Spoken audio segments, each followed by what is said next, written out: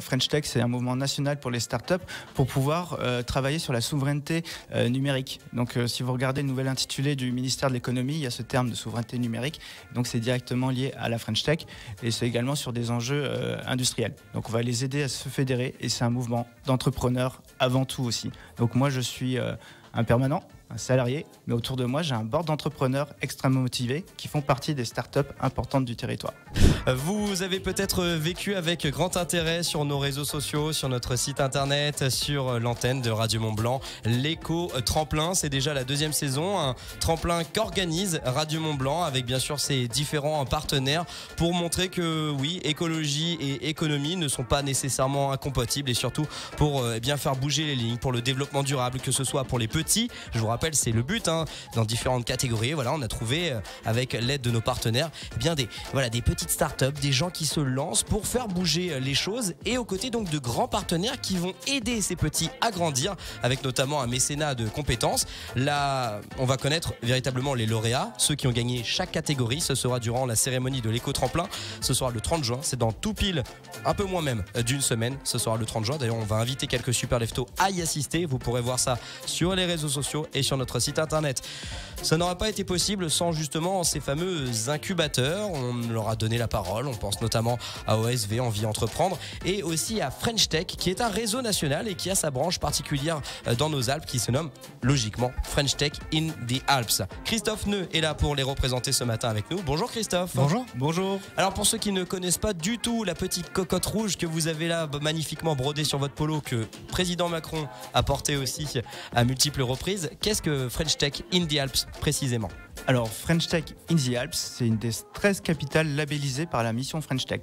Donc là, j'ai pas répondu vraiment à la question, mais la mission French Tech, en fait, ça dépend du ministère de l'économie. Donc c'est une troupe de joyeuses personnes qui sont là pour justement impulser la politique gouvernementale autour des startups. Et donc, tous les 3 ans, ils vont labelliser ce qu'on appelle des capitales. Donc ça veut dire qu'il y a un cahier des charges qu'il faut respecter. Et la French Tech in the Alps, elle est à l'échelle du sillon alpin. Donc en fait, on va du Genevois français jusqu'à Valence, en passant par Grenoble, Chambéry et Annecy. Donc en gros, vous aidez, si on peut dire, là ce que je viens de en présentation de cette interview, vous aidez les startups, des entrepreneurs, peut-être même des associations à se développer. Oui, c'est effectivement principalement des startups. Le mouvement French Tech, c'est un mouvement national pour les startups pour pouvoir travailler sur la souveraineté numérique. Donc, si vous regardez le nouvel intitulé du ministère de l'économie, il y a ce terme de souveraineté numérique.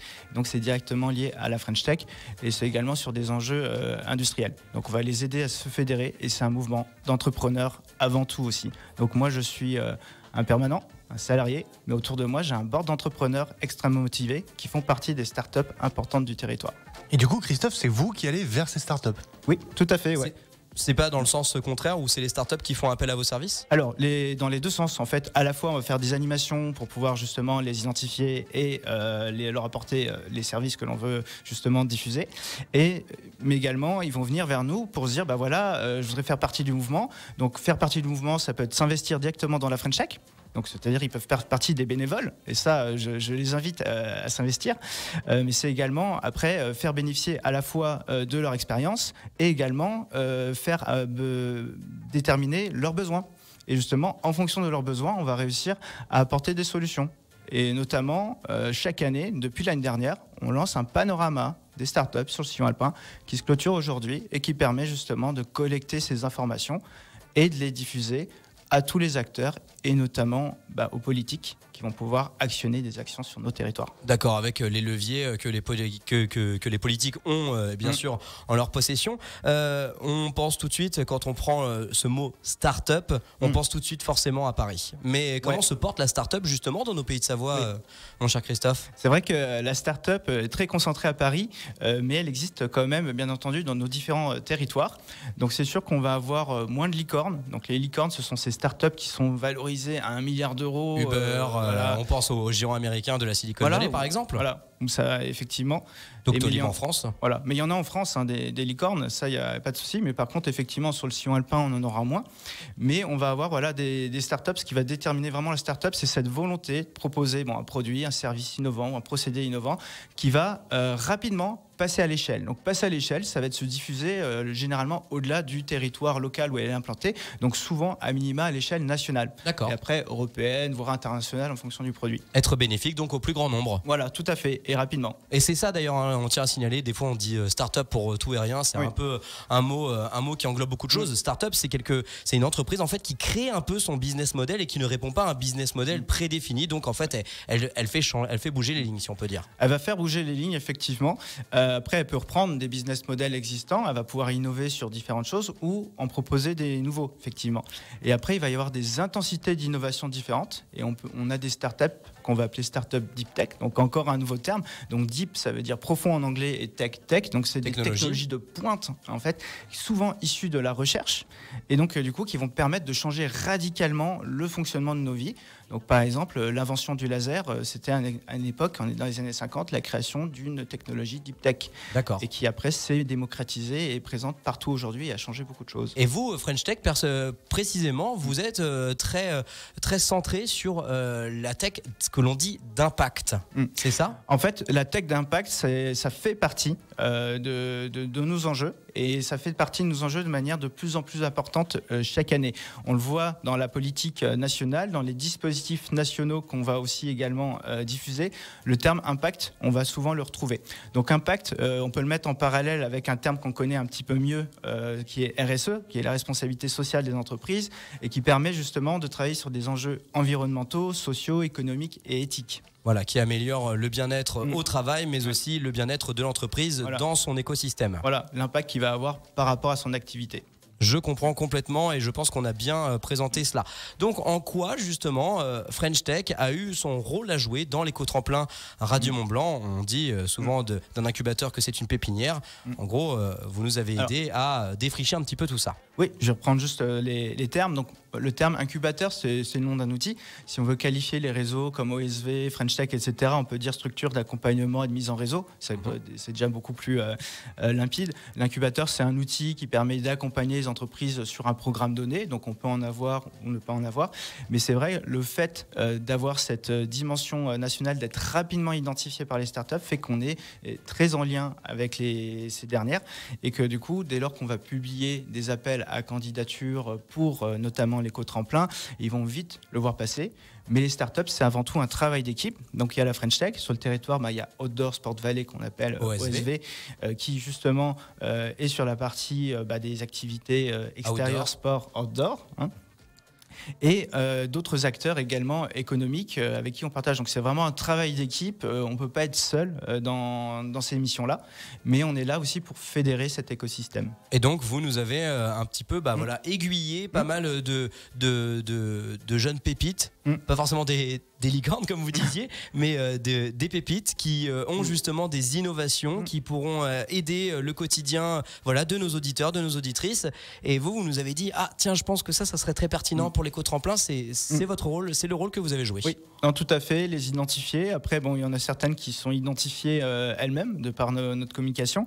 Donc il y a certains participants, je peux en citer. Il y a un de nos adhérents qui fait partie du concours qui s'appelle Berger World, et lui, typiquement, il est sur cette thématique d'impact où il veut justement travailler la problématique de l'eau, c'est-à-dire avec un dispositif qui va permettre de garder l'eau sur les cultures et de le diffuser au fur et à mesure de manière innovante. Oui. Et donc de maximiser l'utilisation de l'eau pour les cultures.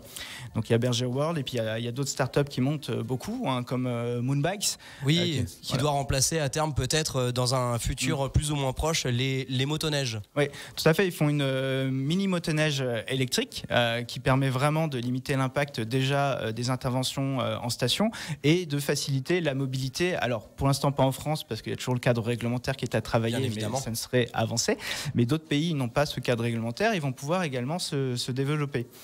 Et donc Moonbikes, on les avait fait participer notamment à un événement qui avait lieu sur Annecy qui s'appelle Les Sommets et qui anciennement était les sommets du digital qui se passait avant à la Clusa. French Tech in the Alps avec Christophe Neu, notre invité jusqu'à 9h30. On fait une toute petite pause. On parle de l'éco-tremplin Radio Mont-Blanc en saison 2. Là, on est donc à moins d'une semaine de la grande cérémonie où on va donc découvrir les lauréats des différentes catégories. Mais vous aussi, vous avez un beau tremplin que vous organisez et on va prendre le temps d'en parler pour terminer cette émission. À tout de suite. On essaye un petit peu de lever le voile sur ce monde parfois flou pour le grand public. Donc le monde de l'entrepreneuriat, oui, de la start-up, oui, de l'accompagnement au développement des petites pépites qui sommeillent dans notre arc alpin justement avec French Tech in the Alps. Donc on en a parlé parce que c'est un de nos partenaires bien sûr sur cet éco-tremplin. Ils nous ont envoyé pas mal de monde, de jeunes entreprises innovantes. Et vous avez vous aussi, Christophe, votre événement French Tech Tremplin. Oui, tout à fait. En fait, il y a un dispositif national qui s'appelle French Tech Tremplin. Et lui, il vise justement à promouvoir la diversité et l'égalité des chances dans l'écosystème start-up français. Okay. Donc, c'est un appel à candidature pour après de l'accompagnement qui va aider justement les porteurs de projets à démarrer leur entreprise. Donc, les candidatures, c'est jusqu'à la fin du mois de juillet. Okay. Donc, toutes les personnes qui m'écoutent et qui ont un projet de start-up, d'activité innovante, qui souhaitent développer rapidement à une échelle nationale, s'ils répondent à certains critères éco, de minima sociaux, étudiants et boursiers échelon 5 à 7, pupilles de l'État, de résidence, alors QPV, alors je ne vais pas dire ZRR, parce qu'en ZRR, il n'y en a pas en Haute-Savoie.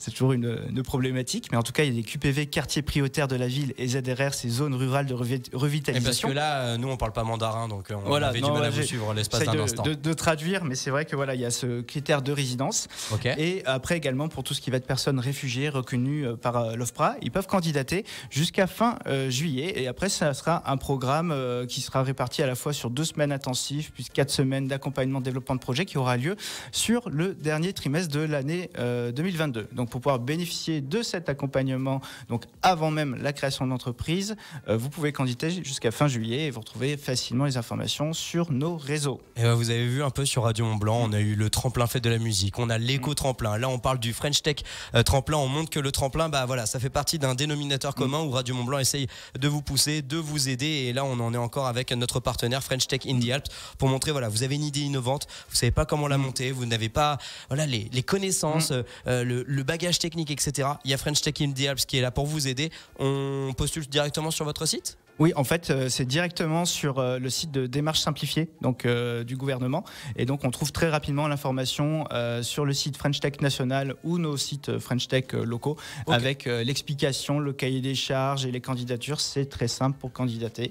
Et ok, très bien. Et puis vu que vous êtes là, Christophe Neu, on peut aussi parler d'un événement que vous allez organiser au début de l'automne. Ça s'appelle 2 jours pour l'impact. Oui, tout à fait. 2 jours pour l'impact. En fait, c'est un événement qui a été,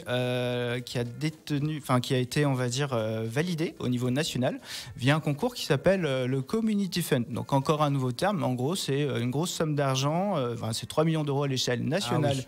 International, qui permet de financer plein de petits événements sur le territoire. Et donc 2 jours pour l'impact, c'est un des événements lauréats. Et donc son objectif, ça s'adresse à vous, notamment les PME, ETI, grands comptes qui écoutez, mais également aux startups à impact. Donc toutes les personnes PME, ETI, grands comptes, donc PME, ETI, en fait, c'est juste des critères de taille d'entreprise. Donc en général, on est sur des personnes à partir d'une centaine de collaborateurs jusqu'à 5000, donc qui ont l'objectif d'accélérer leur transition, donc RSE, donc cette responsabilité sociétale des entreprises que j'ai citée en début d'interview, par la rencontre de startups à impact, donc des startups qui offrent des solutions innovantes qui permettent de résoudre des problématiques d'impact pour les entreprises de nos territoires. Ça s'adresse également aux collectivités locales. L'événement va se passer donc autour du 18 et 20 octobre sur Annecy et Grenoble. Et donc la collectivité du Grand Annecy est déjà partenaire de l'événement annécien qui aura lieu le 19 octobre et également la métropole de Grenoble avec qui nous sommes en train de discuter de l'organisation de l'événement. Donc ça, il ne faut pas hésiter à candidater. Nous allons lancer un questionnaire auprès justement des PME, ETI et grands comptes pour pouvoir identifier leurs enjeux afin de pouvoir trouver les bonnes startups qui peuvent correspondre à leurs besoins et du coup rassembler tout ce beau monde lors des événements pour les mettre en relation. Eh ben je le disais, donc c'est un monde méconnu mais qui reste passionnant. Malheureusement on manque de temps pour poursuivre cette interview. En tout cas merci beaucoup Christophe Neu d'être venu. French Tech in the Alps, faut pas hésiter. Merci. Notamment avec le French Tech Tremplin et ils seront à nos côtés bien sûr pour la cérémonie de cet Éco Tremplin saison 2. C'est le 30 juin, c'est dans nos locaux. Vous pourrez suivre ça sur radiomontblanc.fr et sur on nos vous réseaux. vos places aussi. Toute la semaine prochaine, eh bien deux super leftos, deux auditrices, auditeurs Radio Mont-Blanc pourront profiter évidemment de cette soirée pour voir un petit peu de comment se porte justement la start-up dans nos pays de Savoie et voir que voilà, Radio Mont-Blanc a bien fait tout ce qu'il peut pour faire bouger les lignes et pour soutenir les entreprises innovantes en RSE et en développement durable. Merci beaucoup Christophe, bon week-end. Bon week-end, merci.